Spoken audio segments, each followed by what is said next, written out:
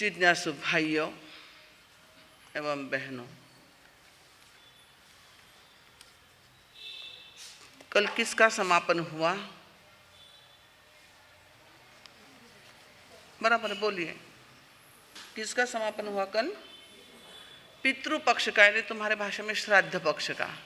आज जिससे क्या प्रारंभ हुआ? नवरात्रि। 15 दिन पितृपक्ष के, जिसका श्राद्ध पक्ष भी कहा जाता है। और एक मान्यता है वैदिक धर्म की कि इन दिनों में जो है पितरों को पूजा की जाती, श्राद्ध चढ़ाया जाता है। 9 दिन पितृपक्ष कर आज से जो है मातृपक्ष, 9 दिन तक शक्ति की साधना का यह, मातृशक्ति की साधना का यह सुंदर आयोजन स्थान स्थान पर हो रहा है। थोड़ा सा विचार करें कि नवरात्रियां जो आती है, क्यों आती है? ये पवित्र दिवस माने जाते हैं। बंधुओं, 4 नवरात्रियां हैं। आपको कितनी पता है? क्योंकि प्रचलित वही है। 4 नवरात्रियां है। माघ और आषाढ़ की नवरात्रि गुप्त रूप से जो इसमें तंत्रों की साधना की जाती है, गुप्त रूप से आती है, गुप्त रूप से उसकी साधना की जाती है।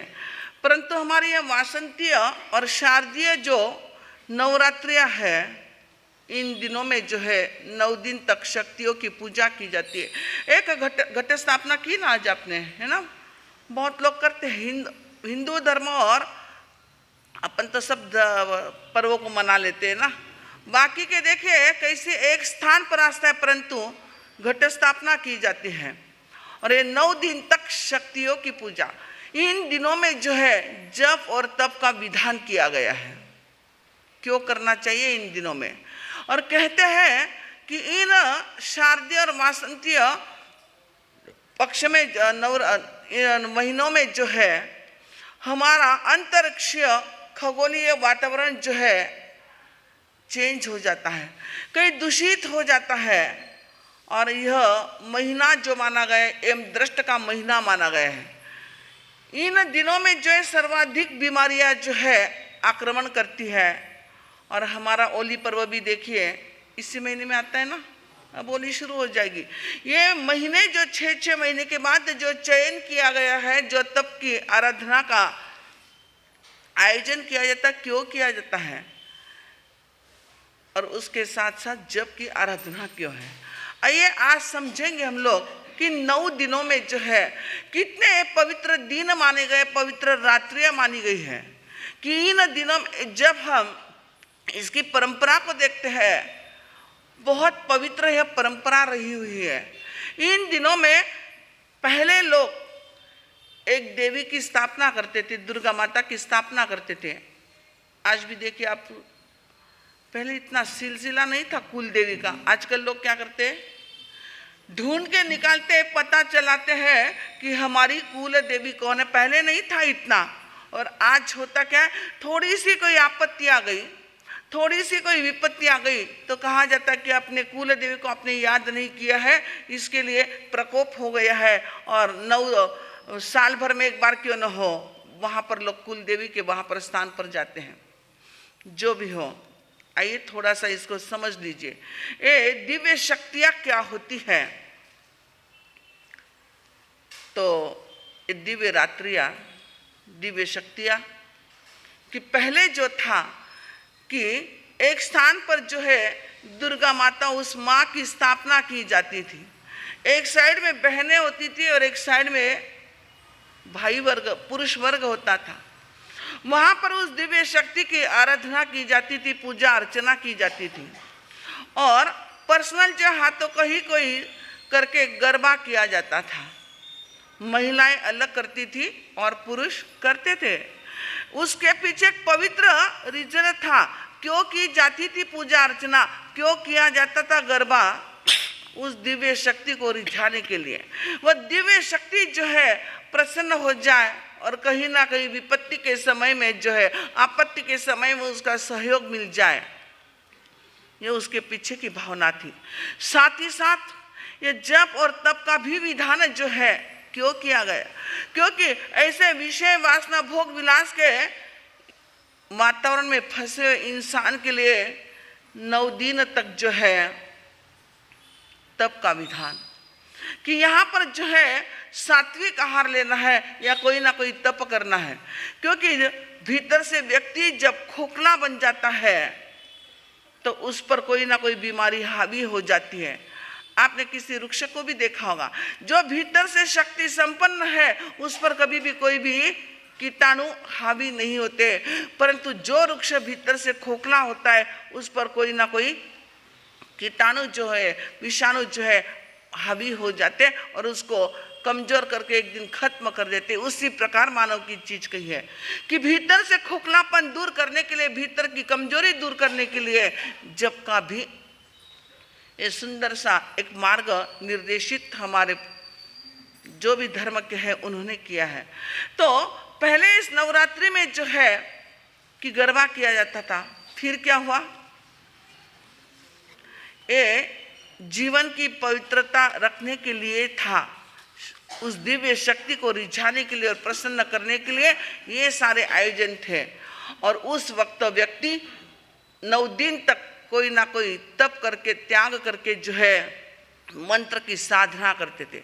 ये 9 दिन जो ऊर्जा संपन्न कहते, दिव्य शक्तियों का हमारे आसपास में आवागमन सतत रहता है, इसलिए इन 9 दिनों में जो है शक्ति की आराधना, मंत्र की साधना की जाती है।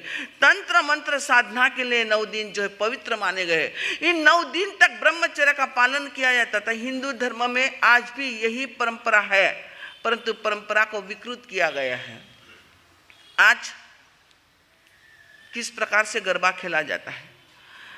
यह नवरात्रि लवरात्रि बन चुकी है, जहां पर ब्रह्मचर्य की साधना के लिए कि 9 दिन तक जो एक दिव्य शक्ति के सानिध्य में रहकर के हम ब्रह्मचर्य को साधना करें, हम जप की साधना करें, हम तप करके जो भीतर से खोखलापन आ चुका उस खोखलेपन को दूर करने के लिए 9 दिन माने गए थे।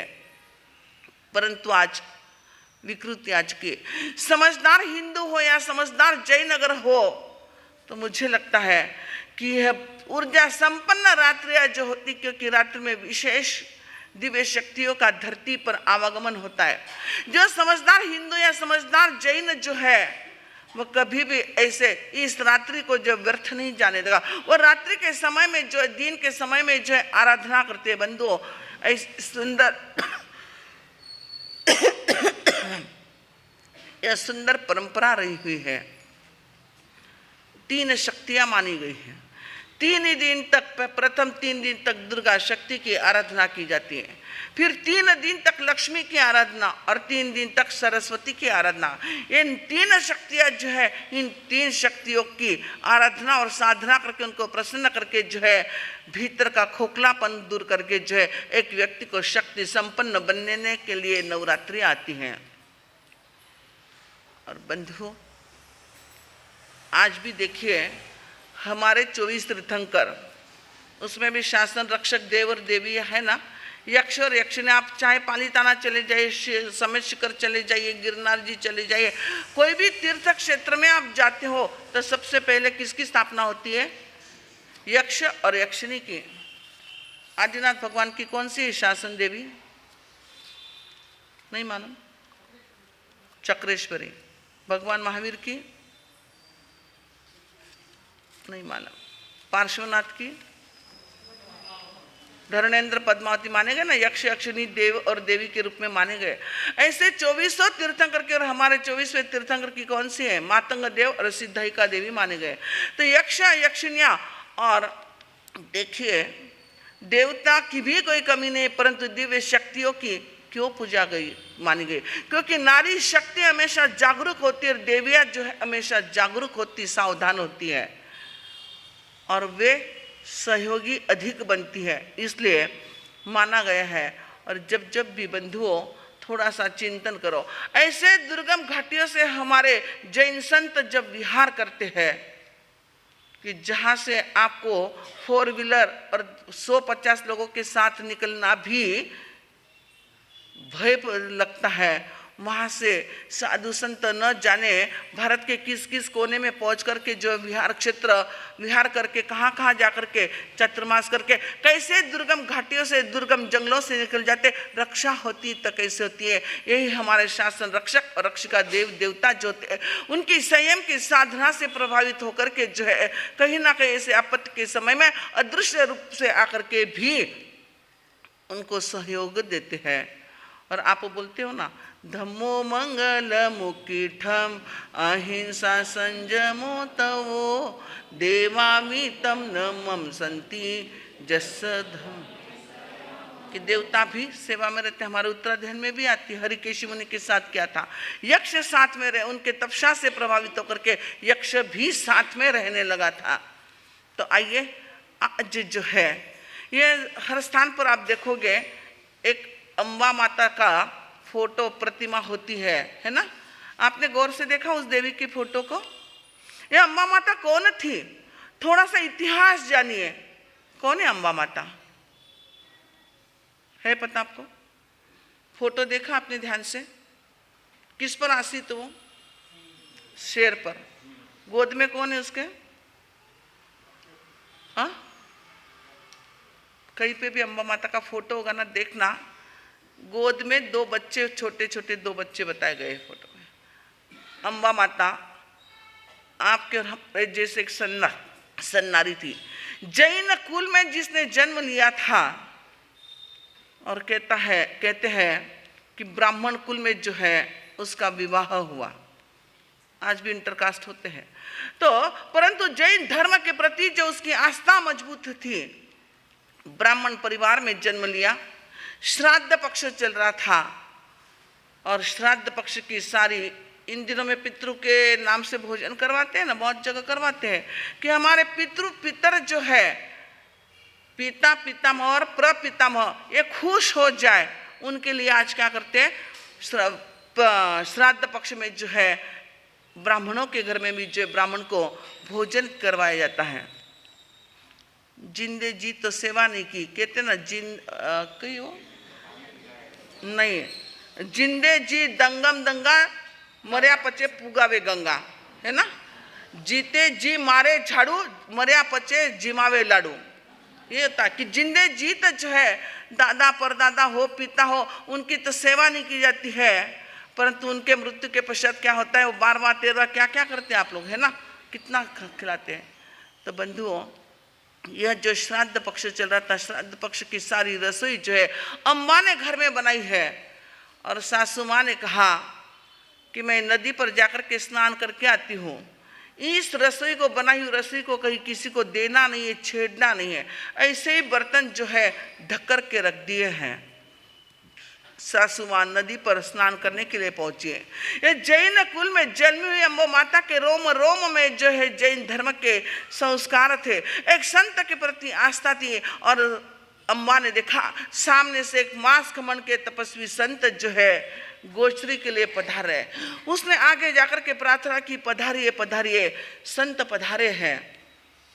सासू माँ ने कहा था रस्सी को छेड़ना नहीं है, परंतु उसने जो है वो रहे न चक्की, उसके संस्कार जो थे जागृत हो गए। और उसने जो है संत महात्मा को जो श्राद्ध के लिए बनी हुई रसोई थी उसमें से कुछ बर्तन खोल के जो खप था उतना बहरा दिया है। संत महात्मा पहुंच चुके हैं। स्नान करके सासू माँ जो है घर पर लौट रहे।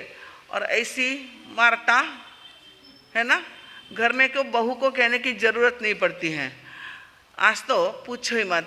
और कहते हैं कि घर में प्रवेश करने के पूर्व ही जो है सासू माँ को पड़ोसन ने कह दिया, अरे तुम्हारी बहू कैसे, देखो श्राद्ध पक्ष का तुम्हारे यहाँ पर भोजन था श्राद्ध का, और तुम्हारे बहू ने जो है एक जैन मुनि घर में पहुँचे और उनको जो है उस पहले भोजन परोस दिया है। तुम्हारा सारा भोजन जो है अपवित्र बन चुका है, क्योंकि पहले छेड़ना नहीं चाहिए था। सासू जो है एक दुर्गा भवानी का रूप आ गया और आवेश में आकर के जो है बहू को बहुत डांटा है, फटकारा है, पिटाई की है और उसको घर से जो है निकाल दिया गया है। दोनों छोटे बच्चों को लेकर के अम्बा घर से निकल गई। सोच रही है मैं पीहर जाकर के मेरे पीहर वालों को दुखी क्यों करूं। जंगल का रास्ता उसने अपना लिया है, बच्चों को भूख लगी है। भूखे हैं बच्चे, सोच रही है ऐसे निर्जन वन में कहाँ से क्या मिल सकता है। देखा तो सामने एक कुआं था और एक आम का वृक्ष था।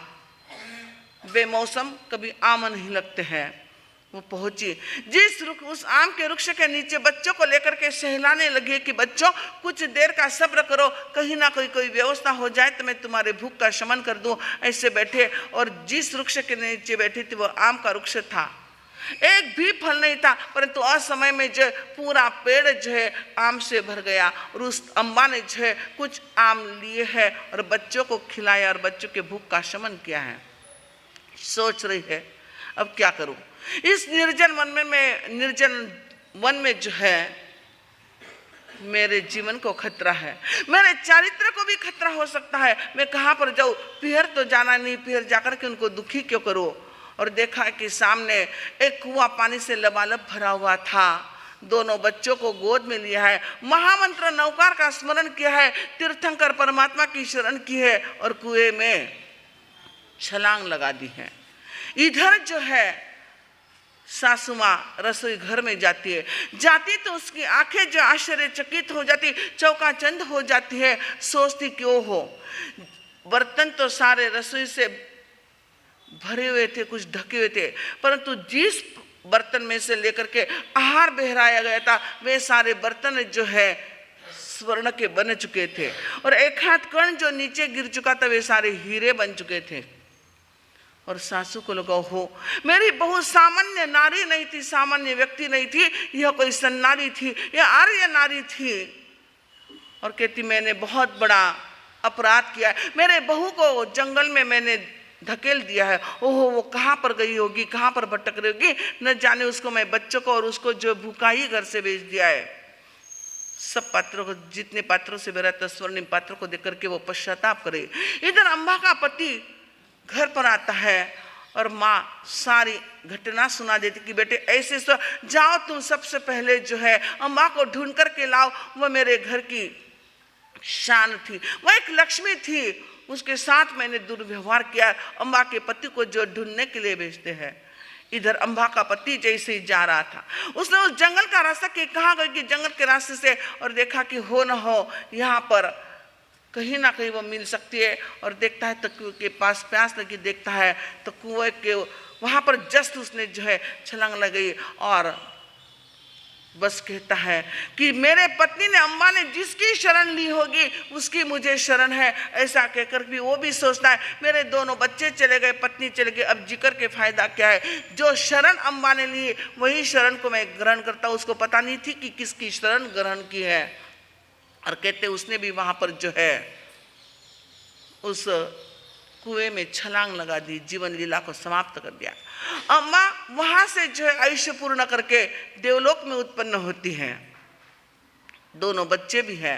यह जो जिसने कहा था कि अम्मा ने जिसकी शरण ली उसकी मुझे शरण है, और यह भी जो है देवलोक में जाकर के उत्पन्न होता है। और कहते हैं कि अम्बा माता एक दिन भगवान नेमिनाथ के समोसरण में धरती पर पहुंचती है, और जैसे ही वह उस समोसरण में पहुंचती है वहाँ पर इंद्र भी उपस्थित थे। और इंद्र वहाँ पर घोषणा करते हैं कि हमारे नेमिनाथ भगवान के शासन रक्षिका देवी का पद जो है अम्बा माता को दिया जाता है। और उसका पति जो देव बन चुका है वहाँ पर भी अपने अम्बा को छोड़ना नहीं चाहता है। तो आप जो शेर के रूप में जिसको देखते हैं वो शेर और कहीं नहीं, अम्बा का पति जो है शेर के रूप में आकर के जो उसका वाहन बना हुआ है। और दोनों बच्चे जो है गोद में है, जो दिव्य शक्तियों के सहारे बैठे हुए हैं। कहने का तात्पर्य कि ऐसे अम्बा माता का जो 9 दिन तक जो अम्बा माता की पूजा की जाती है, ये नेमिनाथ भगवान के शासन की शासन रक्षिका देवी है। तो कहने का तात्पर्य इन 9 दिनों में जो है रात्रि के समय में जो भी आप आराधना करना चाहते हो, चाहे लोगस की हो, चाहे नमोत्थुनम की हो, चाहे नवकार मंत्र की हो, जो भी साधना है उस साधना को कीजिए। इन 9 दिनों में सात्विक आहार को ग्रहण करना, कोई व्यसन नहीं, ब्रह्मचर्य का पालन है। ये सारी चीजों से संपन्न होकर के जब हम कोई साधना करते हैं हमारे भीतर की कमजोरी दूर होती है, शरीर हमारा शक्ति संपन्न और ऊर्जा संपन्न बनता है। तो ये हमारे 9 दिन जो है नवरात्रि के ये साधना के लिए और शक्ति संपन्न सामर्थ्य संपन्न बनने के लिए आते हैं। तो इन 9 दिनों में इसका इतिहास संक्षिप्त में, आपने बहुत सारी चीज़ें इसके साथ जुड़ी हुई है, फिर भी संक्षिप्त में जाना कि 9 दिन में करना क्या है। तो हो सके तो आप लोग जो आपका क्या करते हैं ना, फरियाल वाला एकासना कुछ करते हैं समथिंग, तो हो सके तो उसमें भी जो है कम से कम द्रव्य वापरना है, कोई भी प्रकार का ऐसा द्रव्य न हो। और रात्रियाँ भी बहुत महत्वपूर्ण है। मेरा पुनः निवेदन है कि जो भी रात्रि को दांडिया रास खेलने के लिए जाते होंगे, जाते वहाँ पर बंधुओं और बहनों, अपने इस समय को जो है व्यर्थ न गवाते हुए, जब तक शरीर में ताकत है तब तक साधना और आराधना कर लो। यही शक्ति जो है आगे की अवस्था में भी जो है वह सामर्थ्य, वह शक्ति हमें काम आ सकती है। तो इन 9 दिनों में अधिक से अधिक हम साधना करें और साधना शक्ति संपन्न बनने का प्रयत्न करें। इन्हीं भावों के साथ बोलिए भगवान महावीर।